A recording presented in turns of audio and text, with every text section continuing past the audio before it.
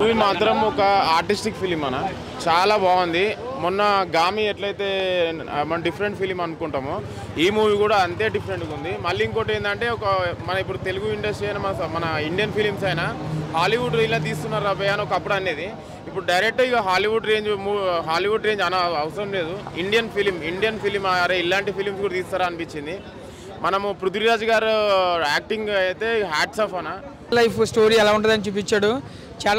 చాలామంది poor people settle అవ్వడానికి Gulf countries వెళ్తారన్నమాట. అక్కడ పడే ఇబ్బందులు ఎలా ఉంటాయి, అవి లైఫ్ ఎంత పెయిన్ఫుల్గా ఉంటుందని చాలా క్లియర్ కట్గా చూపించాడు. సో డైరెక్షన్ అయితే అల్టిమేట్గా ఉంది. అండ్ హీరో యాక్టింగ్ అయితే మామూలుగా లేదు అసలు. సాలార్తో కంపేర్ చేస్తే ఈ మూవీలో యాక్టింగ్ అయితే ఆస్కార్ లెవెల్లో పర్ఫార్మెన్స్ చేశాడు. అండ్ అమలా పాల్ యాక్టింగ్ కూడా చాలా బాగుంది. ఎస్పెషల్లీ స్టోరీ అయితే చాలా బాగుంది బ్రో. ప్రతి ఒక్క మిడిల్ ఈస్ట్ బాగా కనెక్ట్ అవుతారు మూవీకి. చాలా ఎమోషనల్గా చాలా బాగుంది. చాలా అంటే చాలా బాగుంది బ్రో మూవీ. అసలు పృథ్వీరాజ్ అన్న యాక్టింగ్కి హ్యాట్స్ ఆఫ్, అసలు మామూలు కాదు అసలు మూవీ. డైరెక్టర్కి అయితే ఫస్ట్ దండం భయ్య. ఏం సినిమా తీసిండు. నేను చాలా రోజుల బ్యాక్ ఇలాంటి మూవీ ఒకటి చూసిన, అది కూడా లాస్ట్ అంటే సెకండ్ హాఫ్లో లాస్ట్లో ఉంటుంది. బట్ ఈ సినిమా మొత్తం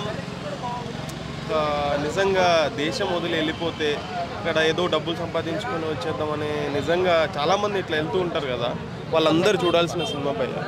మనం మన దేశాన్ని దాటేసి వేరే దాంట్లో వేరే ప్రపంచం వేరే దాంట్లో వెళ్ళి బతికితే అక్కడ మనకు గొడ్డు చాకరీ బతికయ్యా, వాళ్ళ కాళ్ళ కిందనే బతకాలి మనం. చాలా బాగుంది. డైరెక్షన్ మాత్రం ఎక్సలెంట్ ఉంది. మనం ఒక డిఫరెంట్ వరల్డ్కి వెళ్ళిపోతాం ఈ మూవీ చూసేటప్పుడు. మూవీ మాత్రము ఏఆర్ రెహమాన్ గారి మ్యూజిక్ మాత్రం అన్న థియేటర్లోనే ఎక్స్పీరియన్స్ ఉందన్న. థియేటర్లో మీరు ఎంజాయ్ చేస్తారు. బ్యాక్గ్రౌండ్ మ్యూజిక్ అయినా బ్యాక్గ్రౌండ్ సాంగ్స్ అయినా సరే, ఏదైతే మీరు ఏమంటారో ఆ వరల్డ్కి వెళ్తారో. మనం పృథ్వీరాజ్ గారు అని ఇంకో 2 క్యారెక్టర్స్ ఉంటాయి. ఒక ఆఫ్రికన్ క్యారెక్టర్ ఉంటుంది, వాళ్ళ తమ్ముడు క్యారెక్టర్ ఉంటుంది. వాళ్ళది ఎట్లయితే స్ట్రగుల్ పోంది, మళ్ళీ ఎట్లయితే వాళ్ళు సేఫ్ అయితే మొత్తం మూవీ చెప్పలేను కదా, స్పాయిలర్ అవుతాం. మూవీ మాత్రం చాలా బాగుంది. ఇందులో పడిన కష్టాలు రియల్ లైఫ్లో పడితే కనుక ఎలాగైనా మంచి సక్సెస్ వస్తాయని చెప్పి చాలా బాగా చూపించాడు. అండ్ మ్యూజిక్ చాలా బాగుంది. అంటే చాలామంది అవుట్ ఆఫ్ కంట్రీస్ వెళ్ళి డబ్బులు సంపాదించుకొని వస్తారంటారు కదా, సో అక్కడ పడి కష్టాలు ఏంటి బాగా చూపించాడు. సో లైఫ్ అంటే అలా ఉంటుందని చెప్పి దానికి బాగా కనెక్ట్ అయ్యాను ఎమోషనల్గా. ఊర్లో మనమే రాజు అని అంటారు కదా, బయట ఊరికి వెళ్తే మనకు అంత వాల్యూ ఉండదు. సో మన రాష్ట్రం బాగుంది కదా భయ్య. ఎవరెవరు ఎక్కడెక్కడ నుంచి వచ్చి ఇక్కడ బతుకుతున్నారు కదా, ఇక్కడ ఎవరిని మనం ఇబ్బంది పెట్టట్లేదు కదా.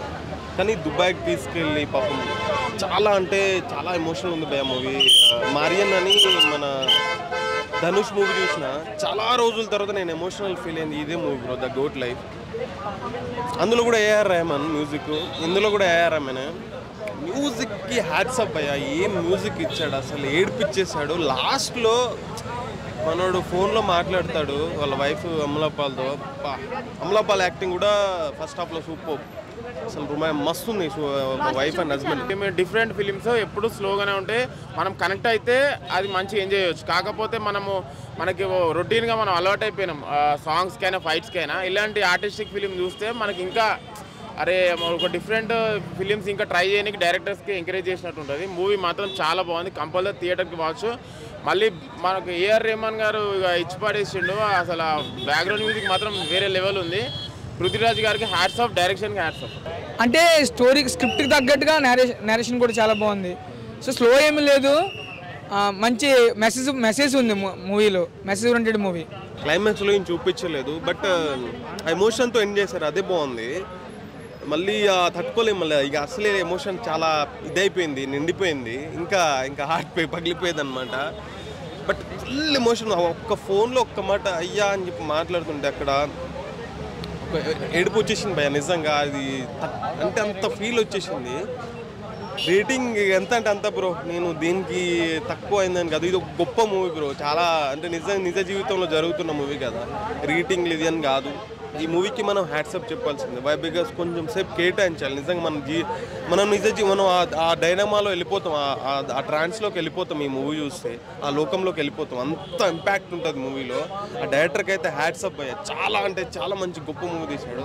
పృథ్వీరాజ్ అన్న యాక్టింగ్కి నిజంగా చెప్తున్నా దండం. అసలు మామూలు యాక్టింగ్ చేయలేదు. అసలు ఎడారిలో అన్ని రోజులు హౌకెన్ నిజంగా ఎప్పుడు పృథ్వీరాజ్ యాక్ట్ చేస్తున్నప్పుడు ఎప్పుడు ఆయన సలార్లో ఒక రేంజ్లో చేసిండు కదా. ఇందులో అసలు ఏదో అసలు వెళ్ళిపోతే అసలు నిజంగా మనం ఆ ట్రాన్స్ అక్కడనే ఉన్నట్టు అనిపించింది నాకు. అంత ఇంపాక్ట్ కలిగింది సినిమాకైతే. Hats up thank you. మా సత్యం 24 ఫ్రేమ్స్ ఛానల్ని సబ్స్క్రైబ్ చేసుకుని బెల్ ఐకాన్ని యాక్టివేట్ చేసి లైక్ చేయగలరు, షేర్ చేయగలరు.